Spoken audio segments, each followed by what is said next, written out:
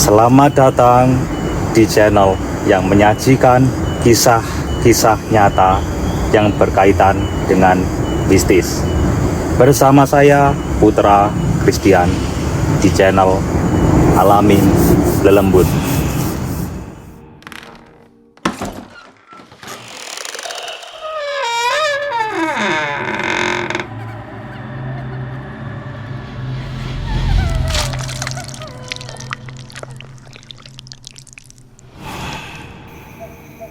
Dia nggak sadar, Mas Putra.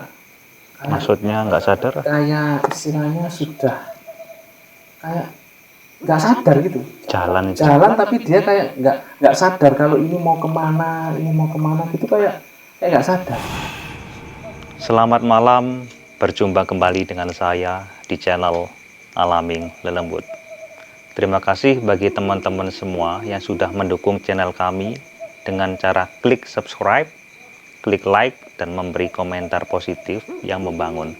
Semoga rezekinya akan ditambah oleh Allah Subhanahu wa Ta'ala. Amin, amin, ya Rabbal Alamin.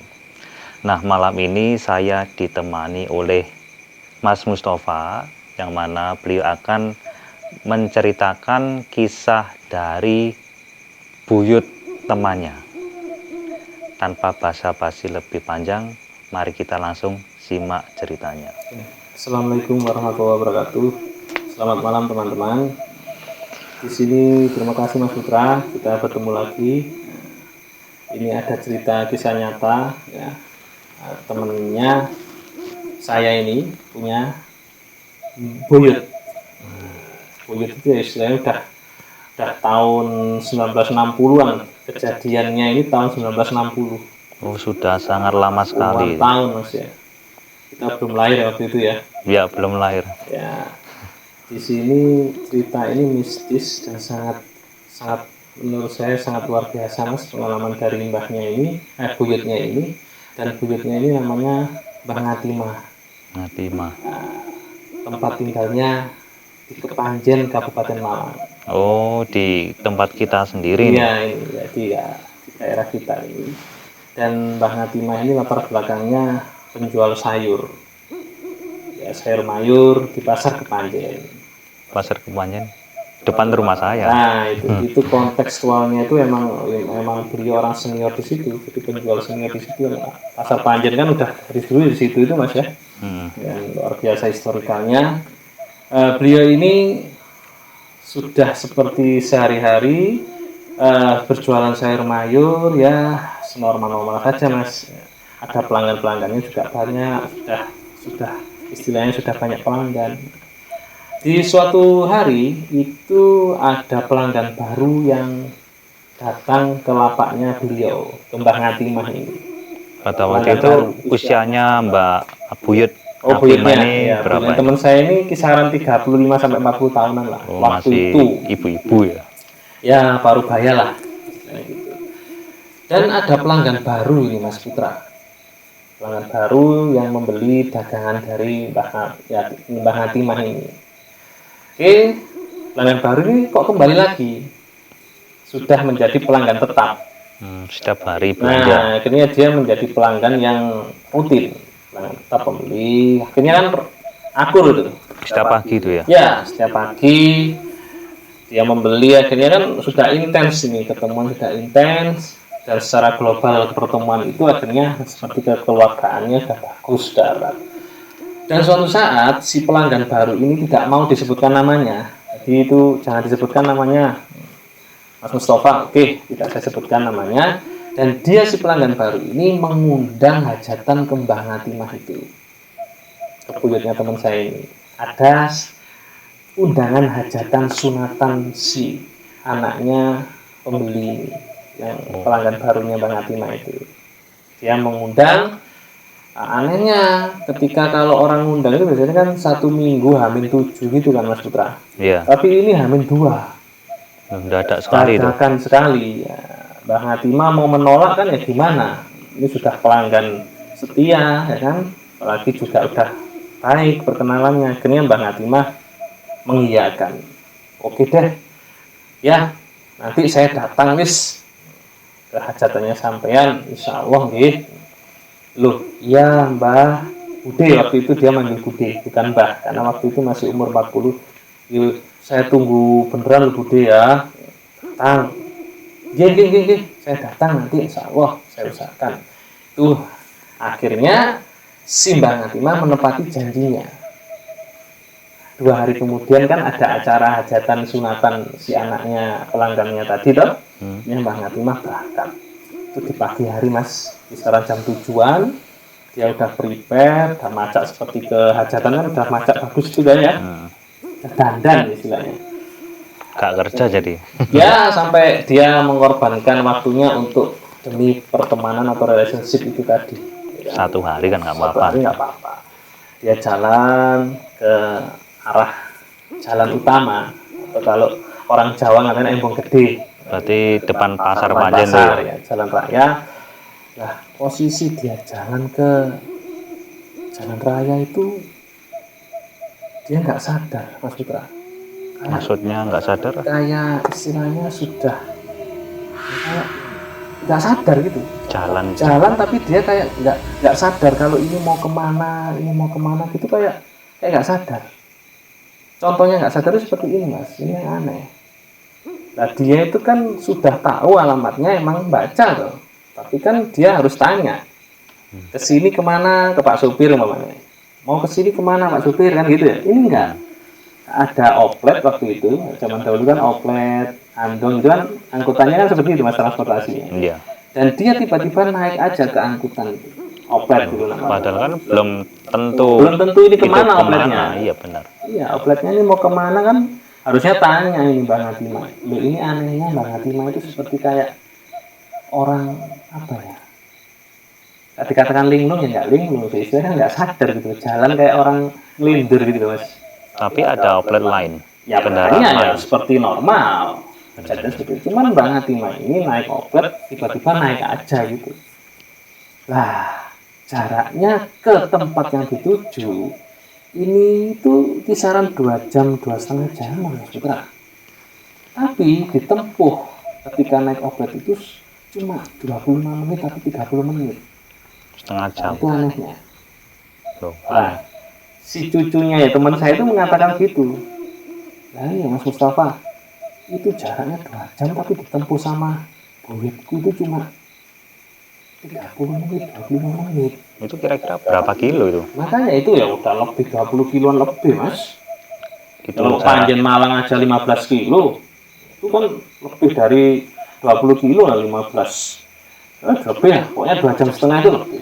Jauh istilahnya Mas ya, singkat cerita. Panjen Sukun 16. Iya. Panjen Malang 20-an. Iya, itu kan 30 mungkin. ada keanehan apa ya, suasana di situ. Akhirnya sampailah si Mbah Ngatimah ini sampailah ke tempat yang dituju itu. Lah anehnya opletnya kok ya pas memberhentikan Mbah Ngatimah di lokasi situ. Tapi dia tanya nggak ke sini? Enggak tanya. Tiba-tiba dia turun, bayar, udah, opletnya udah pergi. Di situ ya ada perkampungan biasa, Mas. Ya perumahan-perumahan penduduk gitu. Ya normal seperti ini. Di tempat tinggal kita. Dan banyak sekali waktu itu tahun 60-an masih banyak sawah, Mas. Ya, masih bagus gitu pemandangan gitu ya. Normal lah. Ya akhirnya jalan aja itu ke tempat yang dituju tanpa tanya ke orang-orang.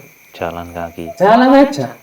Tapi pas dia jalan itu tahu arahnya alamat ini gitu. Tanpa tanya, tanpa meng-cross check si kondisi tempatnya, dia tuh langsung jalan aja gitu.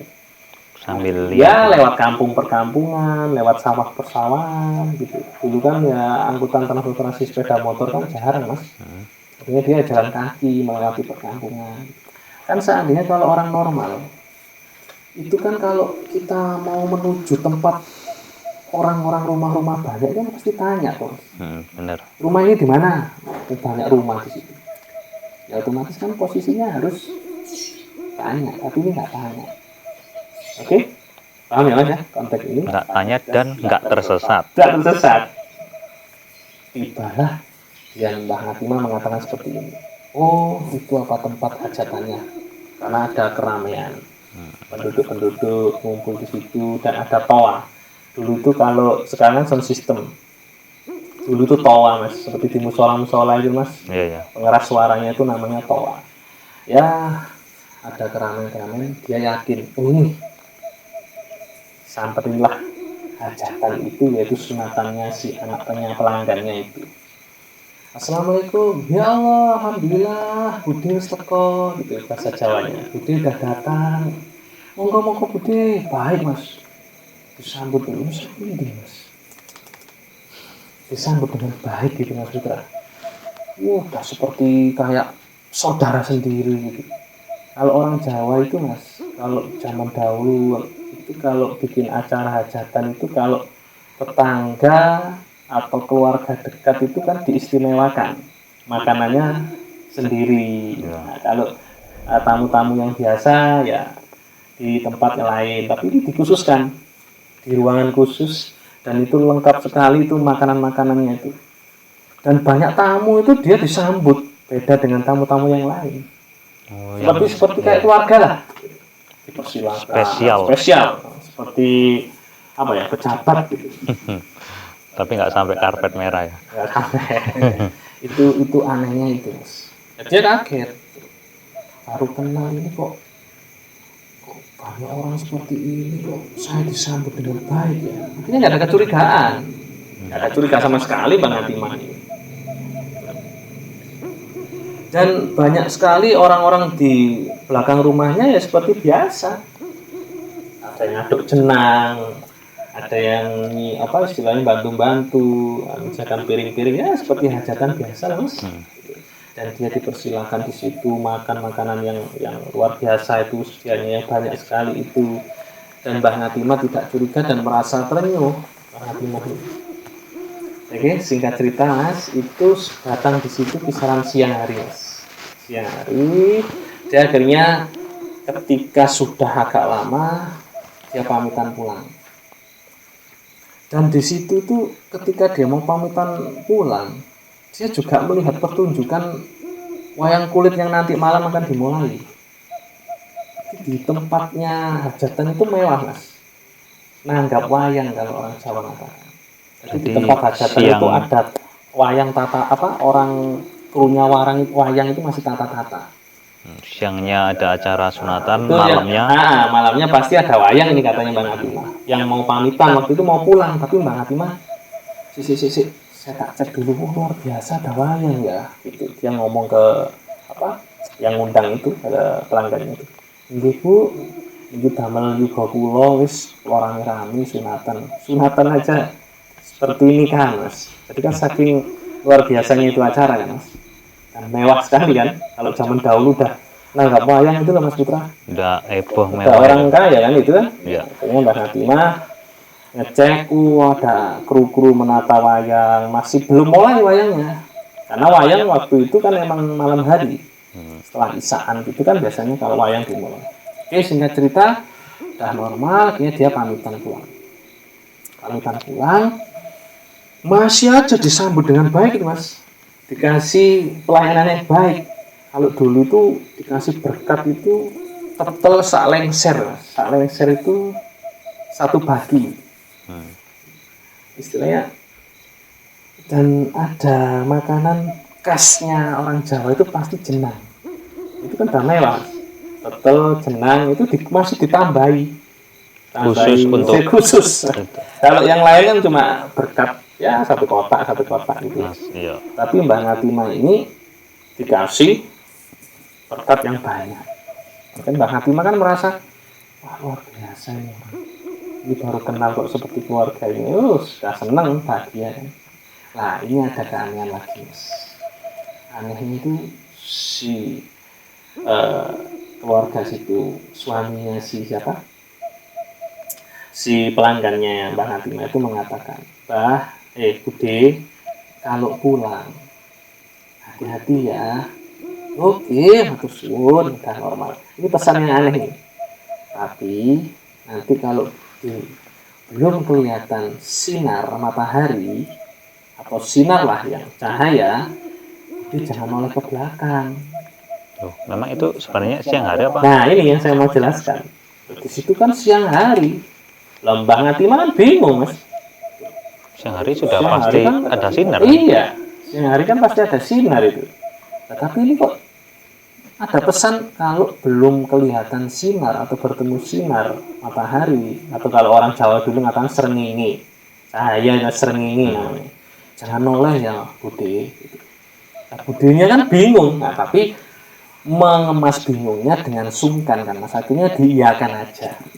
Oh, nggih, matur nuwun.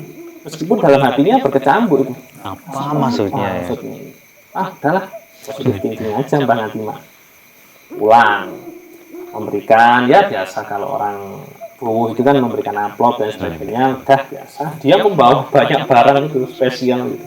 Disambut kalau mau pulang, matur nuwun nggih, Bude, matur nuwun. Dan dia nggak pernah ya disambut seperti itu sama hajatan. Dia datang ke hajatan itu ya baru kali itu, banyak orang yang bahagia dia seperti diistimewakan. Padahal kan cuma dia pedagang sayur mas. Terus dia kan bertanya-tanya kenapa ya, baik sekali mereka ya. Dia juga pelanggan bukan saudara. Ya, dia pulang jalan kaki melewati jalan kaki, lah posisi dia membawa makanan, posisi dia membawa itu, dia jalan kaki menuju tempat jalan raya tadi untuk pulang ya, untuk naik angkot atau naik oplet. Dia ingat pesannya si suaminya pelanggannya tadi itu, Bude, kalau belum kelihatan cahaya matahari atau cahaya, jangan menoleh ke belakang. Dia masih ingat-ingat itu. Bener mas, bener. Benernya apa? Ya maksudnya ada cahaya itu. Tapi itu gelap. Enggak ya, siang hari, tapi ada celorot gitu. Celorot itu maksudnya kayak wah gitu. Jangan menoleh ke belakang gitu. Tapi budenya menoleh ke belakang dan penasaran. Jadi penasaran itu maksudnya mau apa mas? Mau bilang-bilang ke orang sekitar bahwa ada cahaya gitu loh. Ada cahaya. Nah, di langit spontanitas itu dia mau noleh ke belakang untuk memanggil orang sekitar untuk lupa cahaya apa itu gitu loh. Kan tapi pesannya tadi kan nggak boleh lihat belakang. Karena dia panik, dia cari teman untuk apa ini cahaya itu. Akhirnya dia noleh ke belakang. Nah, ketepatan di belakang situ tidak ada orang, ya ada rumah-rumah, tapi orang-orang nggak ada di luar. Banyak rumah-rumah, tapi penduduk-penduduk itu ketepatan di situ nggak ada yang di luar rumah. Itu kira-kira jam berapa? Ya siang, jam 1:30 lah, ya pun. Ketika dia mau ke belakang, mas, merinding lagi nih saya. Ketika dia mau ke belakang, cak, itu langsung dia tiba-tiba di pinggir danau. Danau. Di pinggir danau. Tadinya di pedesaan. Ya, di pedesaan gitu. Di pedesaan normal gitu, ada penduduk-penduduk gitu. Tapi penduduknya juga di dalam rumah, tapi kan ada rumah-rumah banyak itu, ada sawah gitu. Ketika dia sudah ketahuan cahaya, seret gitu, terus dia menoleh ke belakang. Ya kan? Pesannya tadi kan nggak boleh menoleh ke belakang. Iya. Ketika dia menoleh ke belakang, tiba-tiba dia sudah di pinggir danau. Dan danau apa itu? Nah, ini nanti saya jelaskan ketika dia ke depan ada cerita lagi mas. Oke. Itu nanti dijelaskan sama berikutnya. Dan dia itu di pinggir danau, dan di sekitar danau itu ya namanya tahun 60-an mas. Itu masih sepi orang. Dan itu seperti kebun semi-semi alas gitu, semi-semi hutan gitu. Ini kan ya nggak usah terlalu panik kan dia, loh di mana ini? Di mana ini? Terus saya di mana? Mau nangis mas. Di mana ya pak? Nggak ada orang di danau itu. Di tempat yang nyata di penduduk apa di istilah di rumah penduduk, kok tiba-tiba dia ada di pinggir danau kan sok berat mas. Dan nggak ada orang. Nah ini dia toleh kanan kiri, mana nih loh, di mana saya ini, sambil nggak mau nangis gitu kan mas ya. Tiba-tiba ada laki-laki atau orang paruh baya mencari rumput. Saya kalau orang Jawa ngatain ngarit, mau ngarit. Ada orang ngarit atau orang cari rumput itu, dia langsung teriak, alhamdulillah ada orang. Akhirnya dia mau curhat kan mas, mau sharing dengan kejadian yang aneh ini tadi. Pak gitu. Oh ya, Bu, wonten apa? Ada apa? Gitu. Pak, dia sambil dulu Menggos-menggos. yang nafasnya udah nggak karu-karuan mas ya, karena emang shock kan. Pak, ada apa bu, ada apa gitu. Mencari orang pencari rumputnya tanya, Pak, saya tadi itu loh, kok bisa-bisa tiba-tiba saya di pinggir danau itu, padahal tadi ini saya mau pergi apa setelah pulang dari hajatan, yaitu dari teman saya. Nah, ketika saya awan cahaya set gitu, ada cahaya di depan saya itu, saya noleh ke belakang kok tiba-tiba saya sudah di pinggir danau. Nah, dia curhat atau sharing ke orang yang mencari rumput tadi itu. Dan masih bawa itu Iya, banyak jajanan. kue itu tadi, kuenya tetap seperti tadi, tetap sama jenang itu tadi. Dan ada beberapa kue juga. Oh, gila, sim apa orang pencari rumput kan tahu, oh iya bener hajatan karena dia bawa kue ya Kue. oh iya betul. Terus bu, tolong pak, saya mau pulang. Rumahnya mana? Rumah saya ke Panjen. Nah terus ibu kesini untuk apa lah? Ini lo ada undangan hajatan dari. Ini tempatnya mana sih pak? Nah dia penasaran kan? Ini sebenarnya tempat apa? Oh, dia nggak tahu. Nggak tahu. Lah si bapak pencari rumput tadi menjelaskan mas. Loh, bu, ini danau apa namanya? Danau Ranu nggak salah, di Pasuruan. Nah, Iya. Danau Ranu di Pasuruan. Jadi Yang menjelaskan Danau Ranu itu si pencari rumput tadi itu. Akhirnya ibunya shock. Si Mbah Natima ini shock berat. saya merinding. Ya, loh, Pak, kok bisa di sini saya? Udah, tenangkan dia. Udah, ayo sekarang pulang. Nah, anehnya itu, kok tiba-tiba disuruh pulang sama si pencari rumput, dan pencari rumputnya mencarikan jalan pulang. Ayo ikut saya bu. Udah, jangan dipikir. Ya tapi ini kan danau pak, lu saya tadi nggak di danau. Udah tenang. Pencari rumputnya menenangkan dia sambil jalan ke arah tempat jalan raya mas. Karena kan tempatnya angkot atau komplek kan di jalan pusat jalan raya. berarti tempat hajatan ya di Pasuruan ya. Tapi sebelum dia ke jalan raya ya dia menyusuri apa pak? Menyusuri kebun-kebun gitu. Nah sebelum dia apa ya istilahnya sebelum dia ke tempat yang mau dituju atau yang dikaitkan atau yang disuruh pandu itu tadi, lah kok tiba-tiba ada berapa meter itu dia nggak sampai jauh itu sudah ada objek. Awalnya nggak ada. Bayangkan di pinggir danau ya, yang semi hutan seperti itu, tiba-tiba ada jalan yang nggak bukan jalan besar lah, jalan setapak yang nggak setapak dia jalan desa lah, tapi yang tidak aspal gitu. Karena tahun 60-an kan aspal langka mas di desa-desa itu. Ada oplet dan opletnya seperti yang model-model ketika dia berangkat tadi. Apa oplet yang sama? Bukan, opletnya ya sejenis, cuman nggak sama, beda, sejenis lah. Nah, dia kaget loh, tiba-tiba sudah ada oplet, sudah ada kendaraan gitu. Kan dia semakin bingung, di danau kok ada ini, bingung kan? Nah, si bapaknya yang memandu tadi itu santai dia. Ya bu, monggo pulang naik kendaraan ini. Dan supirnya sudah saya kasih tahu alamatnya ibu, nanti ke sini loh. Bang Hatimah bingung, loh kok bisa tahu? Supirnya juga dikasih tahu alamatnya Bang Hatimah, padahal Bang Hatimah nggak ngasih tahu alamatnya. Nah, tapi si laki-laki ini tahu, tiba-tiba dia bilang ke gini, Bu, ini ada angkot. Saya merinding lagi ya, Bu. Ada angkot dan supirnya udah tahu alamatnya ibu. Udah ibu pulang. Dan Bang Hatimah mau tanya, kan lagi bingung mas. Ya udah gak apa-apa wis. Ya akhirnya nggak tanya. Tapi sebenarnya dia bingung. Kok tahu rumah saya? Terus supirnya kok ini kok tahu? Dan posisi supirnya juga nggak tanya apa-apa. Diem aja di depan gitu, nggak terjadi apa-apa gitu. Nggak ada penumpang lain? Nggak ada penumpang lain waktu itu. Nah ini mas anehnya lagi. Ini luar biasa mas kejadian ini. Ketika sudah naik, opletnya itu jalan berapa meter gitu, tiba-tiba dari depan rumahnya Bang Hatimah. Loh, tadi awalnya kan di Danau Pasuruan ya? Danau Pasuruan, Danau Ranu. Tiba-tiba sudah di Kepanjen. Iya, Ketika Berapa lama dia itu? disuruh naik sama si tukang rumput tadi, Hmm. dia sudah naik, mobilnya masih berapa meter, Mas? Jalan berapa meter, seret ini sudah tiba-tiba udah di depan rumahnya Mbak Ngati, di Kepanjen sini. Apa baru 1 menit mungkin? Nggak ada, Mas. Detik. Ya, hitungan 5 detik lah. Cek bentar. 1, 2, 3, Ini 4, 5, saya set. klarifikasi bentar. Yang awal tadi berangkat dari Kepanjen ke Pasuruan. Kira-kira 25 sampai 30 menit. Iya. Yang sekarang hanya beberapa detik. Iya.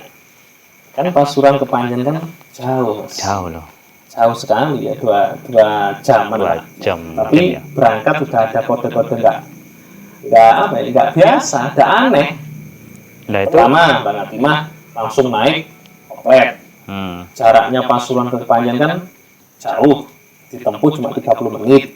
Tanpa tanya tempat, dia sudah langsung aja jalan dan menemukan tempat hajatan itu. Dia disambut dengan bagus. Nah, itulah kan aneh sekali itu hari itu.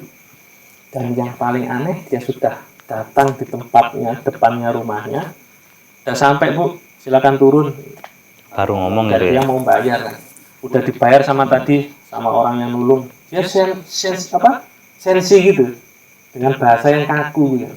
Oh, sopirnya. Silakan turun, Bu. Sudah sampai. Nggak lama. Pinten ya, nggak lama. Pinten, Pak. Berapa? Udah dibayar tadi sama orang yang tadi, yang nolong itu tadi, bapak tadi. Loh, wah, gimana turun? Tapi dia bingung, Mas. Loh, kok sudah sampai? Cepat, Bu, turun, Bu. Silakan, saya mau anu ini lanjut. Ya udah, Pak. Dia turun. Dan mobilnya udah jalan. Dia masih termenung di pinggir jalan situ. Dia shock terapi di situ. Dia merenung. Kok bisa terjadi seperti ini? Nah, Itu, Mas. apakah ini mungkinnya masuk dimensi lain gitu ya? Kayaknya dia masuk ke dimensi lain itu kayaknya. Dan tiba-tiba ada anaknya yang memanggil. Ada yang memanggil gitu kan anaknya itu. Anaknya Bu, Buyut. Bu. Gitu. Nah, anaknya Bang Atimah itu. Iya, iya. Buyutnya teman saya itu. Bu, sama nyapa temeriku gitu. Oh, akhirnya dia sadar. Oh ya, nak, nggak apa-apa nak. Yang bawa makanan itu kan istilahnya Jajan makanan kue. berkat gitu. Ya. Ya Allah, Bu, gawa akeh mentok kok endi sampe niku hajatan kok gawa akeh gitu. Anaknya kan nggak tahu apa-apa, Mas. Dia sambil agak kurang konsen gitu. Ini makan. Ya dimakan ya seperti kue ya, seperti tadi itu. Ya kue bisa dimakan. Kue normal. Kue Ya? normal. Ya kue hajatan gitu. Dan dia nggak sempat cerita langsung ke anaknya karena dia masih shock. Masih fobia dia, Mas. Dan anaknya ya lahap aja dimakan sama satu keluarga rumah. Nggak dijelaskan habis dari mana nggak ya? Nah, itu cerita berikutnya. Akhirnya dia bercerita seperti ini ke saya. Itu sudah diceritakan. Tapi kan kesimpulannya gini, Mas. Kejadian ini sangat aneh dan sangat mistis, ya kan? Dengan tetapi untungnya dia selamat, tidak di tengah-tengah danau, tapi dia di pinggir danau. Itu istilahnya yang bikin dia agak lega gitu. Alhamdulillah akhirnya aku bisa mulih gitu. Dan dia itu ramai itu, Mas. Itu kejadian nyata. Begitu, Mas Putra, ini cerita yang menurut kami luar biasa dan terima kasih saya bisa menceritakan hal seperti ini. Ya, ini menarik ya kalau misal bisa disengaja kita mau kemana, tiba-tiba dalam sekejap sudah di sana, kan enak ya. Itu luar biasa, luar biasa. Oke, saya kira ini cukup ini ya. Jadi ceritanya juga sangat menarik. Yang awalnya tiba-tiba itu awalnya di Kepanjen, kok tiba-tiba ada di Pasuruan, kan ini tidak bisa nalar, ini, tidak bisa. Nggak normal. Oke, saya kira cukup dulu bersama saya Putra Christian. Selamat malam. Salam merinding.